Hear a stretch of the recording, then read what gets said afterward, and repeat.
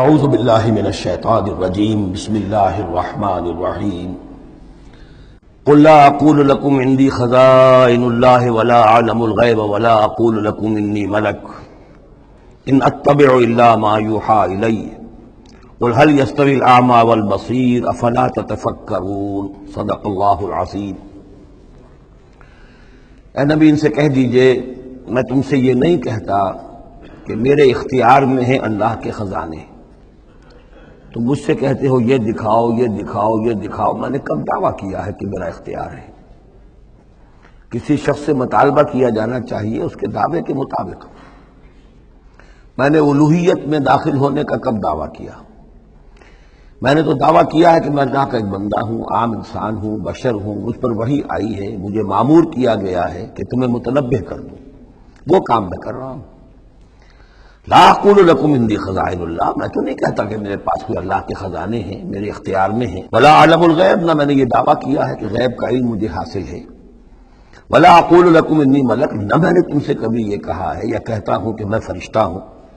ان اتبع الا ما یوحی الی، میں تو بس اتباع کر رہا ہوں اس شے کی کہ جو مجھے طرف وحی کی جا رہی ہے۔ قل هل يستوي الاعمى والبصیر، کہیے تو پھر اب برابر ہو جائیں گے دیکھنے والے اور اندھے؟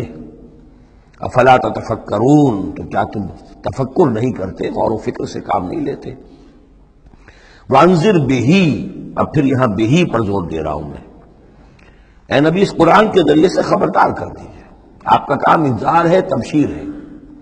اوپر آ چکا ہے وما نرسل المرسلین الا مبشرین، پہلے آ چکا ہے اوحی الی ھذا القرآن لانذرکم بہ ومن بلغ، یہاں پھر آیا وانذر بہ الذین یخافون ان یحشروا الی ربہم، خبردار کر دیجئے اس کے ذریعے سے ان لوگوں کو کہ جنہیں واقعتاً کچھ خوف ہے کہ وہ اپنے رب کی طرف لے جائے جائیں گے۔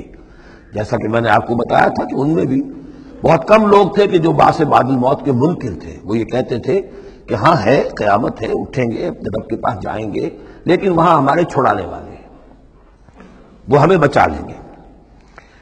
وانذر به الذین یخافون ان یحشروا الی ربہم لیس لہم من دونہ ولی ولا شفیع، ان کے لیے کوئی نہیں ہوگا اللہ کے سوا، نہ کوئی حمایتی نہ سفارش کرنے والا۔ اپنی ان مغالطوں کو رفع کر لیں، ان غلط فہمیوں کو رفع کر لیں۔ لعلہم یتقون، شاید کہ ان میں تقوی پیدا ہو جائے، شاید کہ وہ ڈر جائیں، شاید کہ خوف پیدا ہو جائے۔